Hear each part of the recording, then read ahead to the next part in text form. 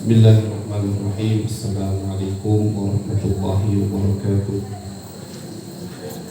Al-Fatihah ila ruh habibina wa syafi'ina sayyidina Rasulullah sallallahu alaihi wasallam wa alihi wa ashabihi wa azwajihi wa ikhwanihi min al-anbiya wal mursalin wa ila arwah masyayikhina wa liman lahu haqqun alaina khususan mu'allif hadzal kitab al-imam al-arif billah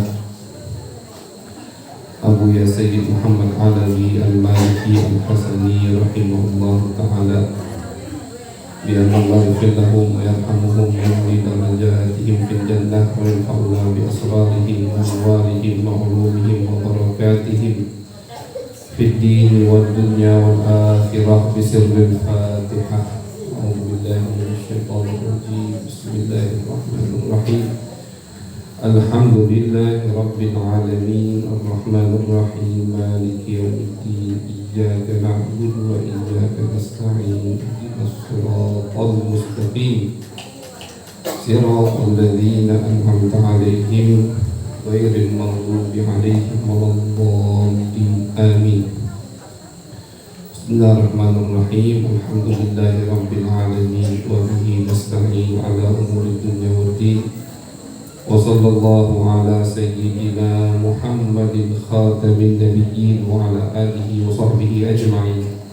Qala rabbi shrah li sadri wa yassir li amri wa hlul 'uqdatam min lisani yafqahu qawli wa saddid lisani wa hdi qalbi bi jahin nabi wal ali was sahbi. Qalu subhanaka la ilma lana illa ma 'allamtana innaka antal alimul hakim. Allahumma salli ala sayyidina Muhammadin al-fatih lima ughliq wal khatim lima sabaq nasiril haqqi bil haqq wal hadi ila siratikal mustaqim wa ala alihi haqqa qadrihi wa miqdarihi al-azim. Amma ba'du.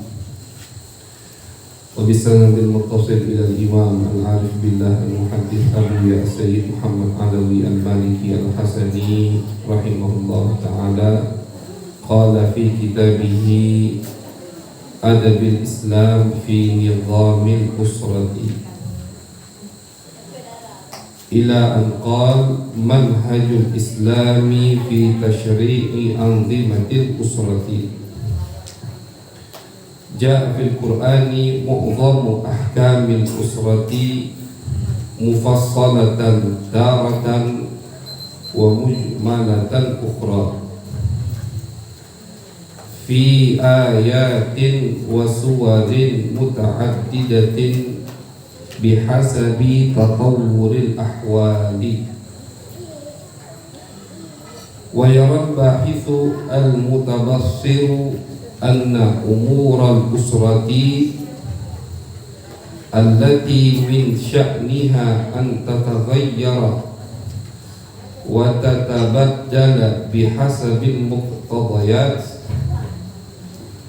qad awradaha asy-syari'u mujmalatan fi usuli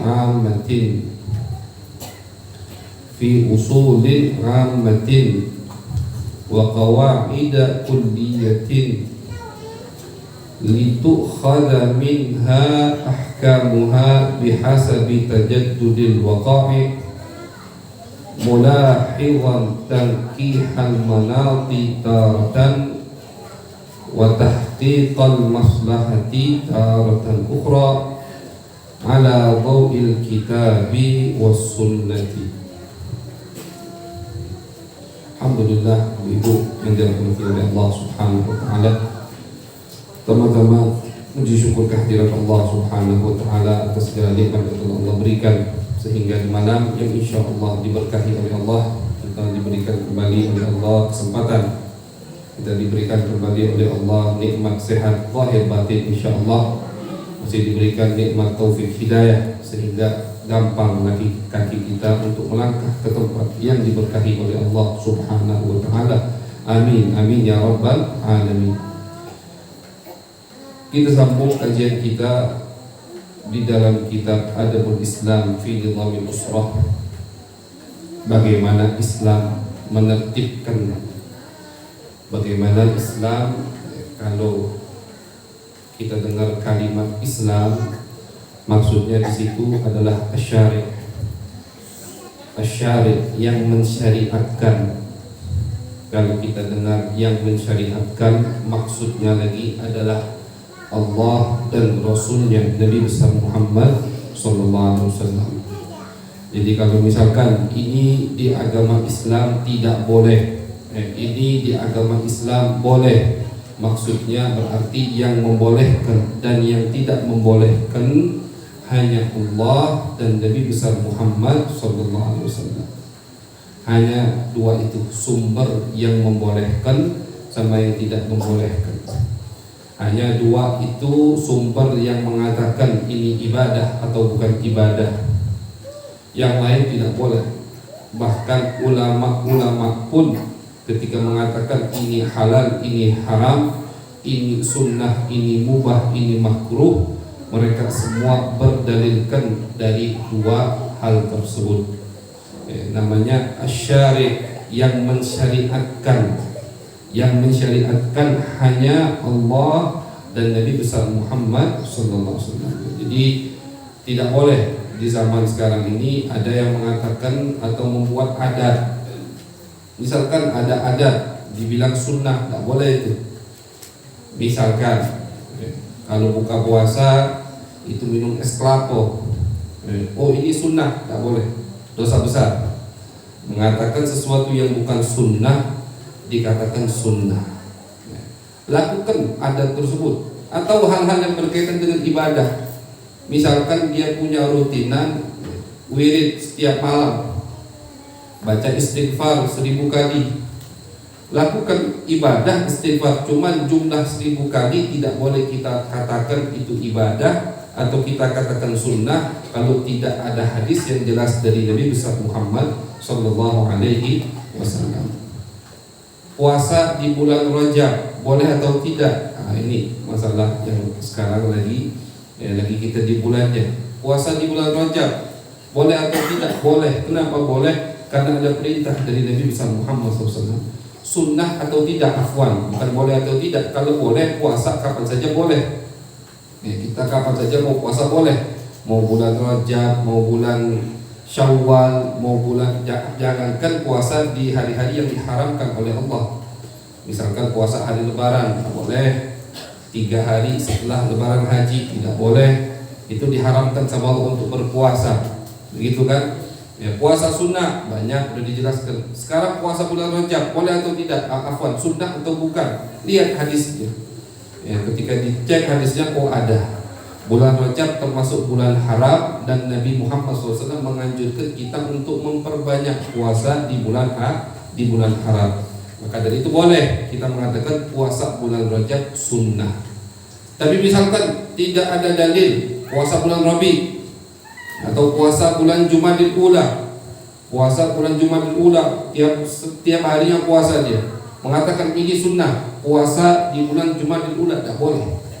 Kenapa tidak boleh? Mengatakan puasa di bulan tertentu itu sunnah, harus ada dalil yang kuat dari Nabi besar Muhammad sallallahu alaihi wasallam. Jadi ketika kita membaca judul kitab ini yang dikumpulkan oleh Abu Sayyid Muhammad Alawi Al-Maliki Al-Hasani, beliau mengatakan ini adab Islam. Maksudnya cara bagaimana mengatur rumah tangga melalui atau yang seperti disyariatkan oleh Allah dan oleh Nabi besar Muhammad sallallahu alaihi wasallam. Karena Nabi itu punya hak untuk mensyariatkan, dikasih izin sama Allah. Nabi boleh mengatakan ini halal, ini haram, ini mubah, ini makruh. Kita sampai di bab manhajul Islam fi tasyri'i anzimatil usrah. Bagaimana Islam mengajari kita untuk mengatur rumah tangga. Nanti dari judul besar ini bakal ada bab-bab atau judul-judul kecil ke depannya. Jadi ini manhajul Islam. Bagaimana metode Islam untuk kita mengatur rumah tangga kita dengan benar menurut pandangan Islam.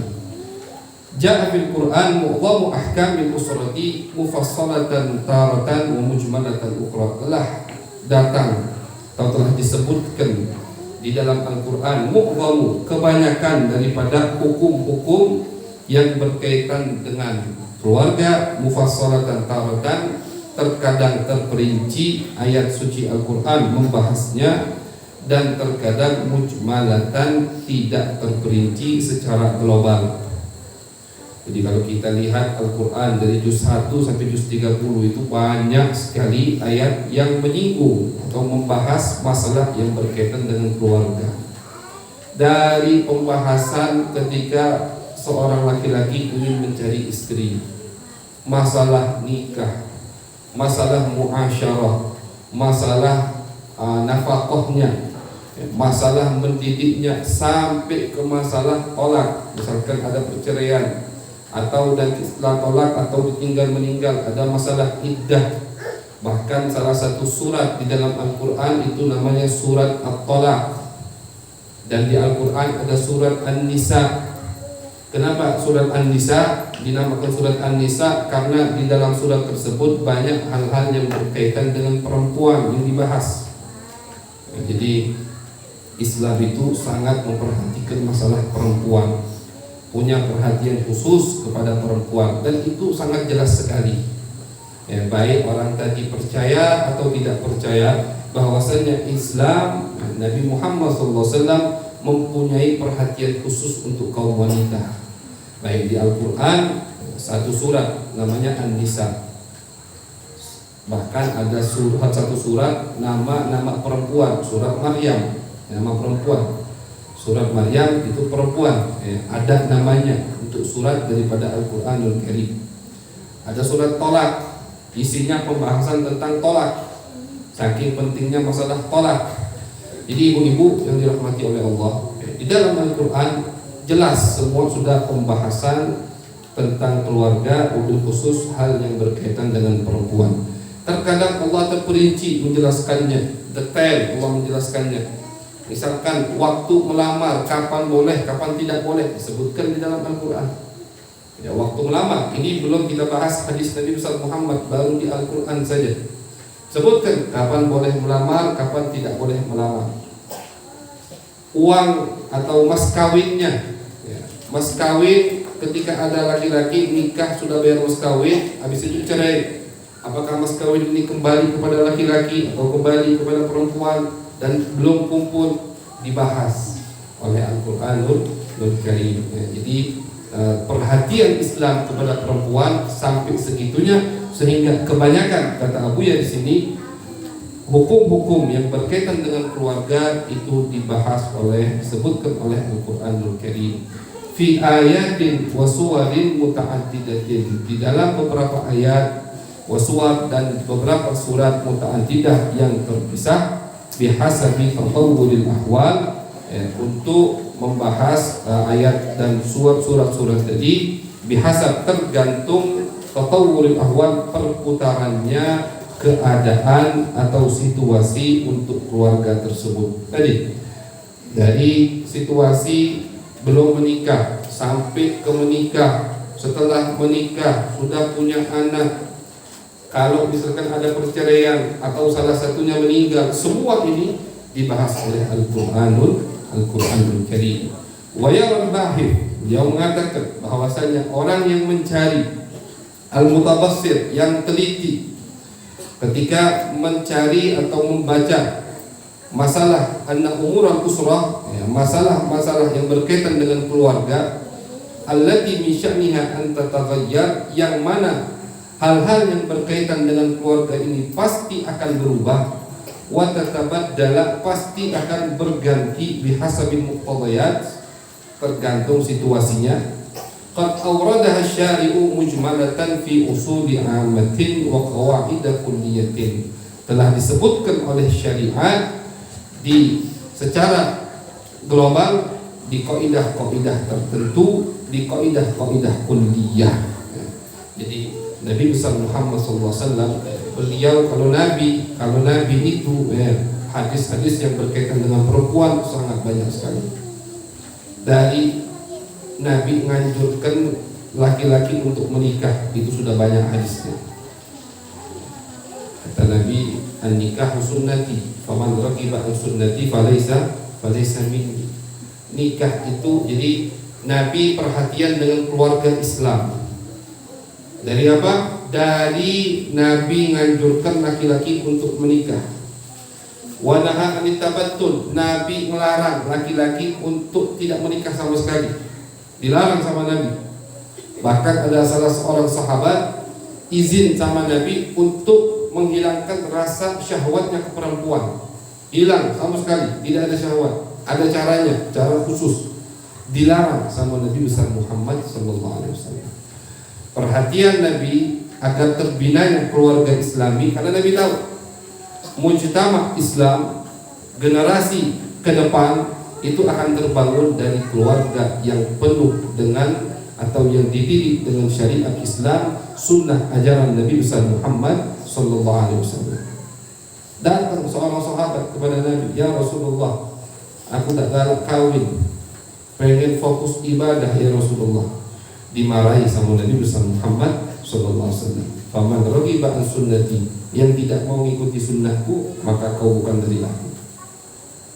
Bukan ingin fokus begawi, bukan. Zaman sekarang ini ada orang yang ingin ngejar karir dulu, ngejar karir dulu, kawinnya kaget, ditelat-telatkan. Ini sahabat fokus untuk ibadah, ingin sholat, ingin puasa, ingin banyak baca Al-Quran, ingin banyak i'tikaf, sehingga dia ingin meninggalkan menikah. Kata Nabi, orang yang tidak mengikuti sunnahku maka bukan dari aku.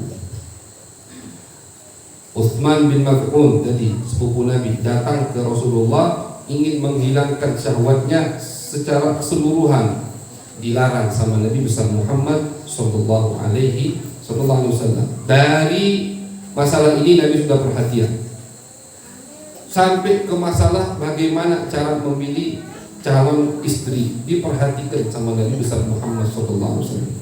Ini menunjukkan sekali lagi perhatian Islam kepada keluarga yang dibina dengan syariat Islam, dengan syariat Nabi besar Muhammad sallallahu alaihi wasallam. Kata Nabi, cara memilih perempuan, hati-hati, jangan tertipu dengan cantik rupanya. Kata Nabi, dinikahi perempuan karena 4 hal.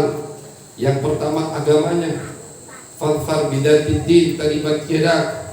Kata Nabi Muhammad SAW, maka carilah perempuan yang beragama, maka kau akan beruntung dunia akhirat. Kata Nabi besar Muhammad sallallahu alaihi wasallam. Iyyakum wa khadra'ad diman, hati-hati kata Nabi kalian dengan sesuatu yang menipu. Apa itu khadra'ad diman? Ditafsirkan sama Nabi Muhammad, tumbuhan yang hijau bagus tapi bawahnya kotoran. Al-mar'atul hasna fil mambatis su, perempuan yang cantik rupanya tapi tidak dididik benar oleh orang tuanya, itulah jangan tertipu dengan perempuan tersebut. Kata Nabi besar Muhammad sallallahu alaihi wasallam. Sudah sampai ke pernikahan diajari juga sama Nabi besar Muhammad SAW. Bahkan maaf, sampai masalah khusus untuk suami istri banyak diajari oleh Nabi besar Muhammad sallallahu alaihi wasallam.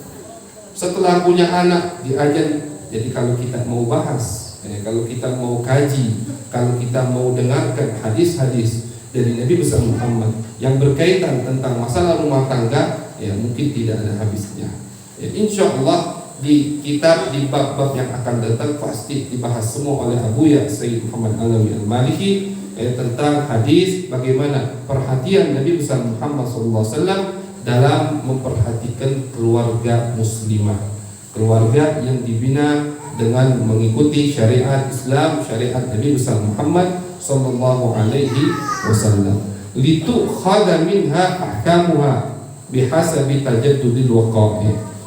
Untuk diambil, kata beliau Abuya, bahwasanya kalau ada ingin yang mencari, ingin membaca tentang hal-hal yang berkaitan tentang keluarga, yang mana pasti ada perubahan. Masalah keluarga itu ada saja pasti kan. Hari ini kejadian macam ini, ada hukumnya dalam Islam. Besok ada kejadian baru, ada hukumnya di dalam Islam. Jangan takut. Kejadian apapun yang terjadi di rumah tangga kita, pasti hukumnya ada di dalam agama Islam, ada di dalam Al-Quran dan hadis-hadis Nabi besar Muhammad Sallallahu Alaihi Wasallam. Kita ini alhamdulillah tidak butuh untuk menoleh kitab-kitab yang lain, tidak butuh menoleh agama-agama yang lain, tidak butuh. Bahkan mereka yang mencuri pengetahuan, mencuri ilmu, mencuri nasihat atau akhlak dari agama Islam.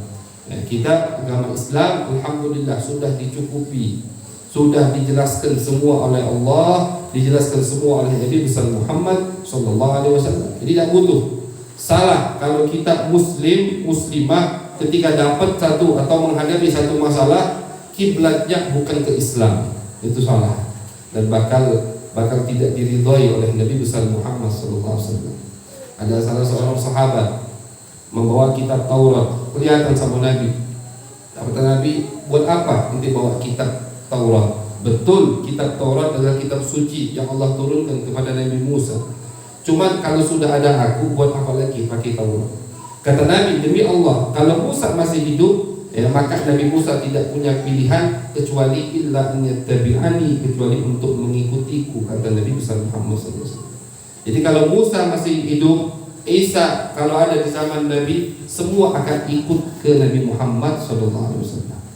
Nabi Isa itu nanti turun di akhir zaman, tapi turunnya bukan untuk membawa agama baru atau meneruskan agama yang dulu pernah beliau bawa, syariat yang dulu pernah beliau bawa. Tidak, Nabi Isa di akhir zaman akan turun, yang beliau sebarkan adalah agama atau syariat Nabi besar Muhammad SAW. Nabi Isa. Jadi kalau ditanya Nabi, umatnya ada Nabi, siapa itu? Nabi Muhammad SAW. Nabi dan umatnya, di dalam umatnya ada yang menjadi Nabi. Nabi Isa umat, termasuk umat Nabi besar Muhammad Sallallahu Alaihi Wasallam. Jadi kata Nabi kepada sahabat tadi, kalau Musa masih hidup, dia tidak punya pilihan kecuali mengikutiku dan mengikuti apa yang diturunkan oleh Allah kepadaku, yaitu Al-Quranul Karim. Jadi kalau ada masalah, jangan sekali-kali kita cari solusinya dari agama lain. Jangan cari solusinya dari kitab-kitab yang tidak jelas. Jangan cari solusinya dari kitab-kitab, oh ada ini kitab bahasa Inggris misalkan, penulisnya itu orang hebat dari Eropa. Jangan ya. Kita kembali setiap ada masalah, solusinya hanya di Al-Quranul Karim dan hadis-hadis Nabi besar Muhammad Sallallahu Alaihi Wasallam. Habib Ustaz, kami tidak mengerti bahasa Arab, tanya sama yang ngerti. Fas'alu ahla dzikri in kuntum la ta'lamun. Tanya sama orang yang ngerti kalau kalian tidak tahu, kata Allah Subhanahu wa taala. Jadi itu khada minha ahkamuha, di dalam Al-Qur'an dan di dalam hadis Nabi besar Muhammad sudah dijelaskan secara detail oleh beliau hukum-hukum yang berkaitan tentang keluarga Islami, dan bisa diambil, dipetik hukumnya kapan saja bihasabi tajaddudil waqa'i, tergantung atau melihat situasi dan kondisinya. Itu pasti ada solusinya di dalam Al-Quran dan hadis Nabi besar Muhammad Sallallahu Alaihi Wasallam. Mulahidan tankihan manati taratan wa tahqiqal maslahati taratan ukhra. Tapi kata beliau, orang yang ingin mengambil hukum langsung dari Al-Quran dan hadis, harus ngerti tahqiqan mana, tangkihan mana. Tangkih mana itu artinya harus tahu di mana dalil yang dia ambil. Jadi harus disaring. Tangkih itu disaring. Al-manat dalilnya. Makanya jadi itu tugas yang ngerti, bukan tugas yang tidak ngerti. Ngambil hukum dari Al-Quran langsung, ngambil hukum langsung dari hadis Nabi besar Muhammad SAW. Jadi jangan baca terjemahan langsung menghukumi semaunya, itu salah.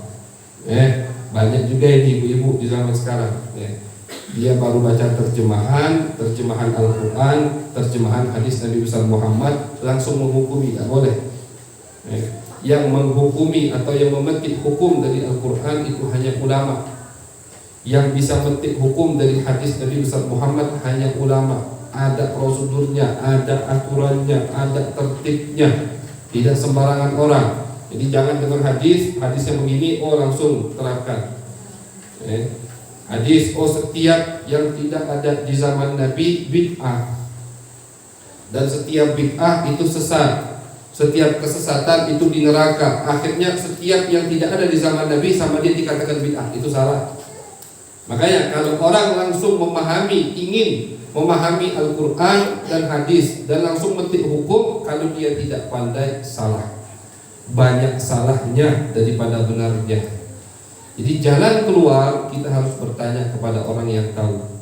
Tanya sama orang yang paham. Bukan hanya hafal Al-Quran, bukan hanya tahu terjemahan, bukan. Karena membingungkan. Al-Quranul Karim, itu sahabat saja bingung untuk nafsirkan Al-Quran, apalagi kita. Al-Quranul Karim terjadi ketika di bulan suci Ramadan, kata Allah, wa kulu washrabu hatta yatabayyana lakumul khaytul abyadu minal khaytil aswadi minal fajr. Kata Allah, makanlah kalian dan minumlah sampai, kalau dari artinya, kalian bisa memisahkan mana benang hitam, mana benang putih. Itu dari artinya. Kalau lafaz ini kita artikan begitu. Akhirnya sahabat tadi sahur dia, kalau ragu masuk subuh belum, keluar dari rumah, dia ambil 2 benang putih dan benang hitam. Kejiwaan belum, bedanya. Oh, belum kejiwaan. Makan lagi masih. Tidak tahu udah masuk waktu subuh. Makan lagi, keluar lagi, sampailah terangnya. Baru kelihatan benang putih dan benang hitam. Datang ke Nabi, cerita. Salah, kata Nabi. Bukan itu yang dimaksud oleh Allah Subhanahu wa ta'ala. Maksud benang hitam dan benang putih tulu'ul fajr, terbitnya atau datangnya waktu subuh. Bukan artinya ente bisa melihat benang hitam dan bisa membedakan hitam dan putih, bukan. Kalau itu sampai terangnya, akhirnya dulu pakai lampu, maksudnya bukan pakai lampu, pakai sinar yang di langit, kecerahan dan keterangan yang di langit, sampai terangnya baru bisa lihat. Sahabat yang luar biasa, bahasa mereka, tapi mereka masih salah terkadang dalam menafsirkan Al-Quran, dan mereka kembali kepada Nabi besar Muhammad sallallahu alaihi wasallam. Ini menunjukkan tidak sembarangan orang bisa memetik hukum dari Al-Quranul Karim atau dari hadis Nabi besar Muhammad sallallahu alaihi wasallam. Jadi jangan sembarangan, dan kita tidak boleh mengambil hukum sembarangan dari orang yang sembarangan. Jangan tertipu, dia hafal Quran, dia tahu terjemahan, langsung kita ambil hukum darinya. Belum tahu dia bisa memahami Al-Quranul Karim. Jadi kata beliau di sini, betul memang di Al-Quran dan di hadis semua dijelaskan oleh Allah Subhanahu wa ta'ala, dijelaskan oleh Nabi besar Muhammad SAW, hal-hal yang berkaitan dengan urusan keluarga. Cuman kalau kita mau cari, kalau kita mau baca, kita mau memetik hukum dari Al-Quran dan hadis, harus disaring dulu al-mana, dalilnya dari mana. Terkadang ada hadis yang tidak bisa dijadikan dalil karena sanadnya tidak jelas, maka itu bukan untuk dijadikan dalil. Begitu. Wa tahqiqal maslahati taratan ukhra, dan menetapkan secara yakin apakah itu maslahat atau bukan.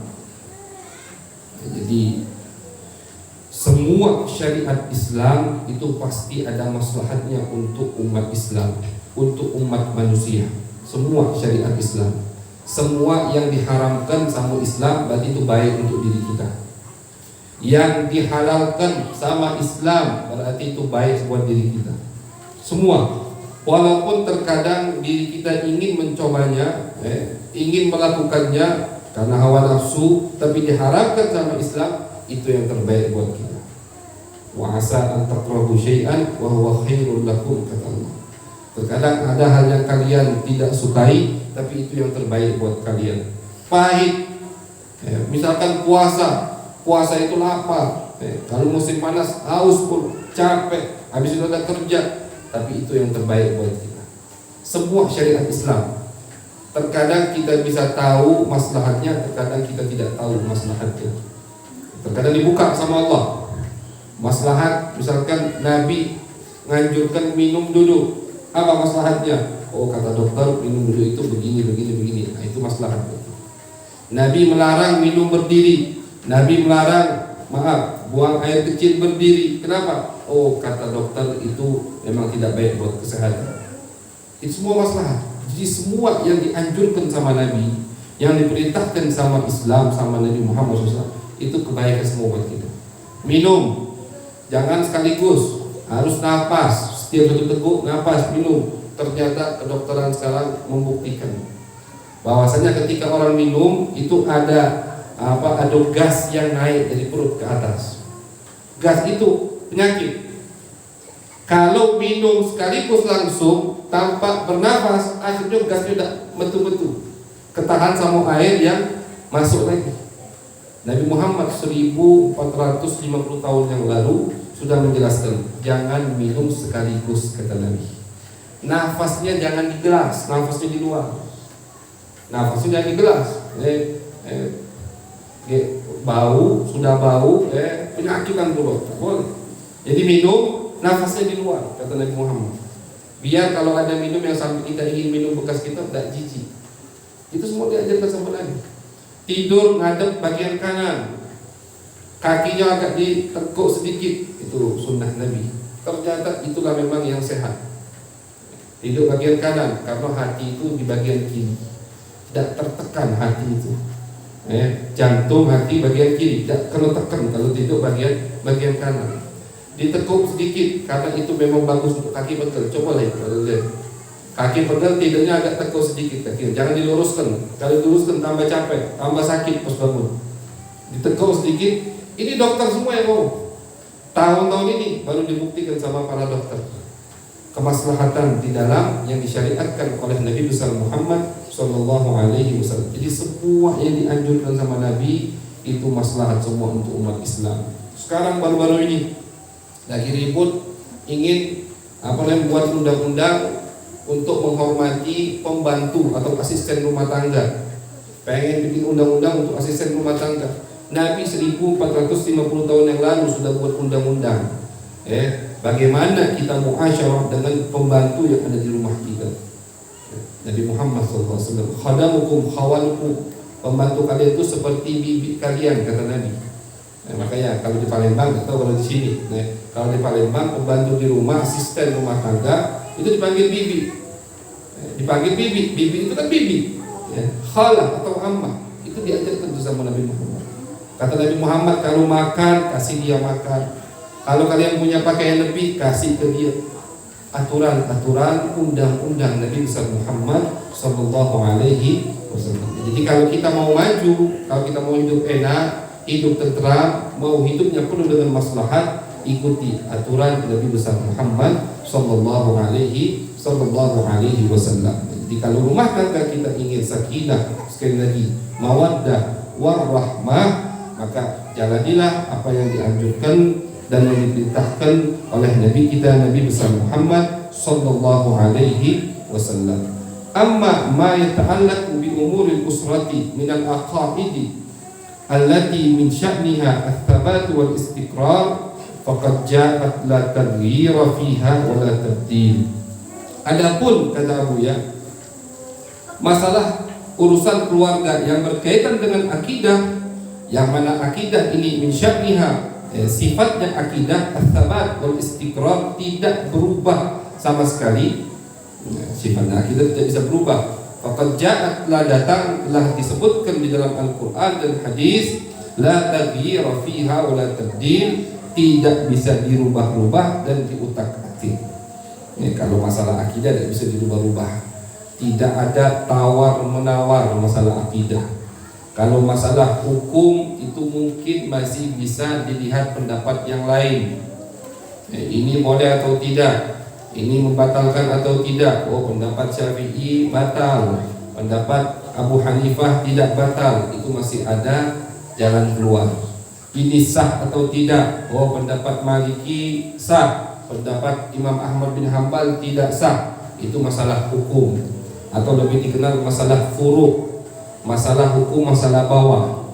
Tapi kalau masalah akidah, ya masalah keyakinan yang berkaitan seperti kan iman billah, iman kepada Allah Subhanahu wa taala, wa tasdiqi bir rusul, percaya dengan utusan-utusan Allah, wal iman bil ghaib, iman dengan sesuatu yang gaib yang kita tidak ketahui, tidak bisa kita lihat, tidak bisa kita dengar. hanya dinukil dari Nabi besar Muhammad SAW, seperti masalah akhirat, masalah mizan, masalah yaumul mahsyar yang berkaitan dengan hari mahsyar, yang berkaitan dengan surga neraka, itu semua masalah gaib harus diimani.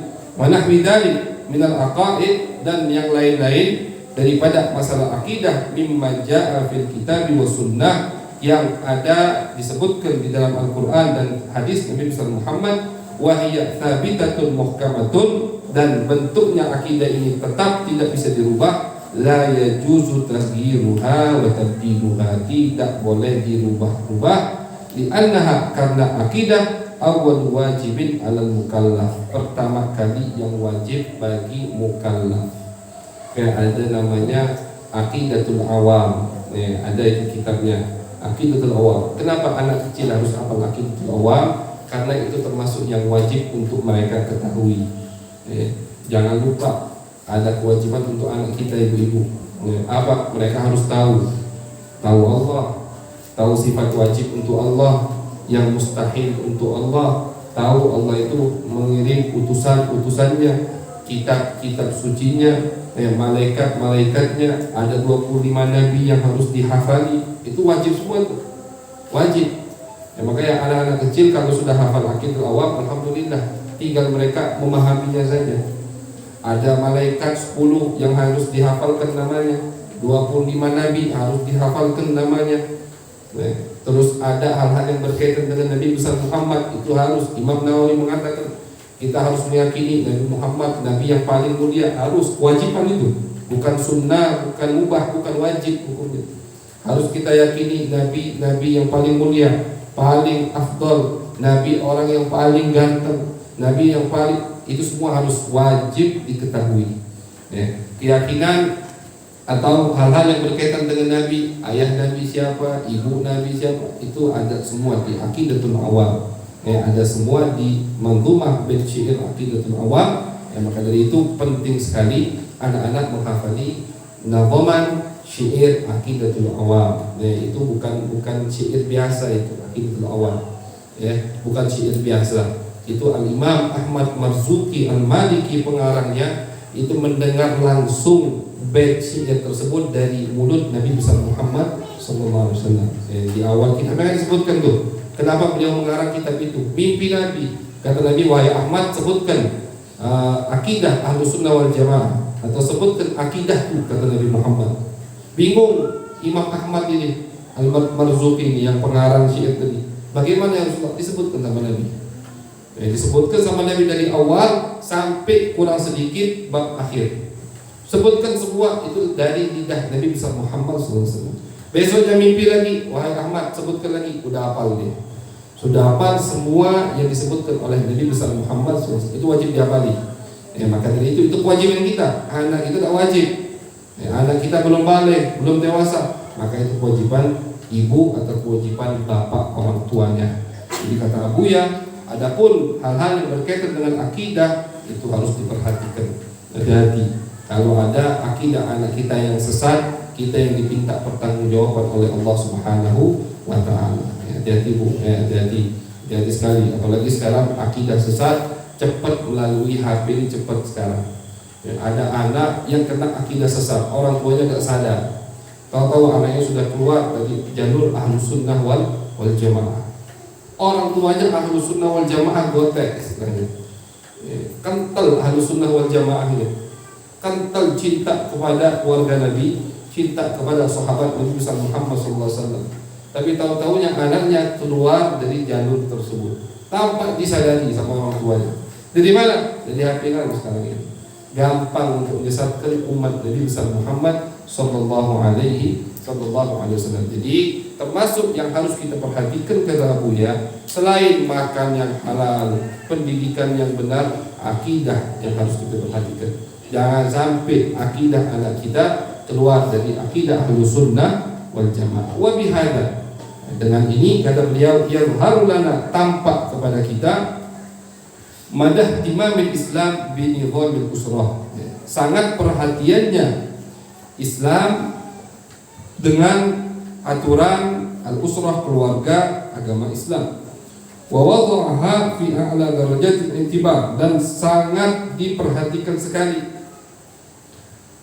dijadikan hal yang paling diperhatikan oleh agama.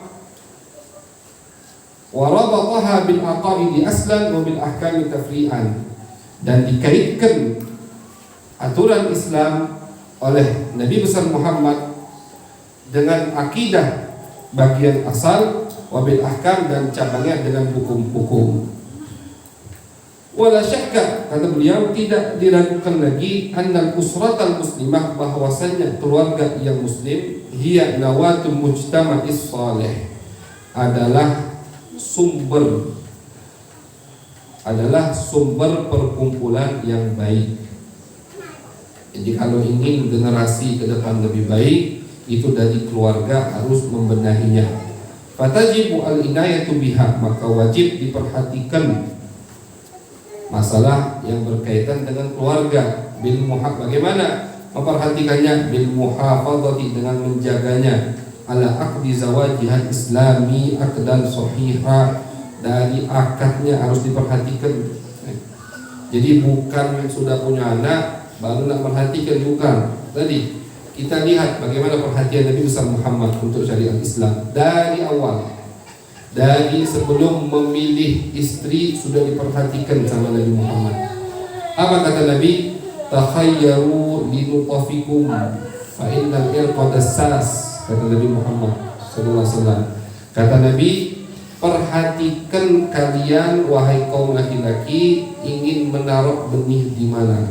Kenapa? Karena keturunan itu pasti akan menarik sifat yang dituruninya. Itu kata Nabi. Jadi dari awal sudah diperhatikan sama Nabi.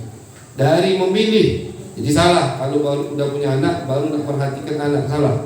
Dari memilih, kita juga perempuan juga punya hak memilih. Bukan hanya laki-laki punya hak untuk memilih, perempuan punya hak untuk memilih. Kata Nabi, kalau idza ja'akum man tardawna dinahu faqbaluh, itu pilihan dari Nabi. Kata Nabi, sebagaimana Nabi memerintahkan laki-laki untuk memilih yang perempuan yang beragama, perempuan juga. Kata Nabi, kalau kalian dilamar sama orang yang kalian ridhoi, tardawna dinahu, kalian suka, kalian setuju, cocok dengan agamanya, faqbaluh, terima, kata Nabi Muhammad. Jadi perempuan juga, kata Nabi, jangan milih masalah harta, jangan dijingok yang ngelamar. Ini sampai kejadian. Ketika laki-laki ingin melamar perempuan tersebut, dilihat sama ibunya, datang melamar naik apa? Gojek misalkan, jadi terima langsung. Lihat dulu naik apa datang yang melamar. Situ. Yang ditanya bukan bisa baca Quran atau tidak, yang ditanya sholat atau pergi majlis taklim atau tidak, bukan. Yang ditanya berapa gajinya, gawe di mana, itu sekarang. Agama tidak diperhatikan, yang diperhatikan dunianya. Padahal kata Nabi, kalau datang kepada kalian melamar orang yang kalian ridhoi agamanya, rajin sholat misalkan, kita tanya sama sekitar, rajin sholat, rajin ke masjid, rajin ke majlis taklim, sudah, kata Nabi, terima. Sebagaimana kaum laki-laki disuruh memilih perempuan yang beragama, perempuan juga sama Nabi suruh memilih laki-laki yang beragama. Taribat yada, kata Nabi, kau akan beruntung kalau memilih laki-laki atau perempuan yang beragama. Jadi dari awal sudah dijaga sama Nabi besar Muhammad SAW dari awal. Baru setelah itu hasil anak, baru anaknya gampang diatur. Jadi akadnya, kata Abu Ya, harus yang sah. Ini apa namanya? Ini urusan penghulu, urusan wong yang galak ngamin ini wong itu. Masalah akad harus jelas, harus detail. Ba'idan an abdil abidin, jauh dari permainan orang yang suka memainkan agama. Jadi kadang ada beberapa orang itu suka memainkan agama. Kalau pas masalah kawin dicari pendapat yang sangat tidak kuat biar dia bisa kawin. Itu ada. Padahal ulama dulu, habaib terdahulu itu mereka paling hati-hati dengan dua hal. Masalah yang berkaitan dengan perut dan masalah yang berkaitan dengan kemaluan. Jadi masalah yang berkaitan dengan batin, perhatian sekali mereka. Yang masuk ke mulut mereka yang masuk ke mulut istri anak mereka itu tidak sembarangan. Harus tahu dari mana duit ini. 100% halal baru mereka makan. Tapi syubhat itu tidak tahu halal atau haram, tidak jelas, itu tidak dimakan sama mereka. Walaupun tidak haram, syubhat tidak dimakan. Yang kedua, masalah al-fard yang berkaitan dengan kemaluan. Sangat hati-hati.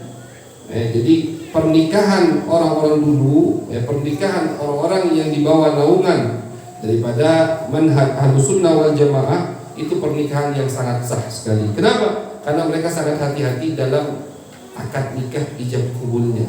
Tidak sembarangan. Ada walinya.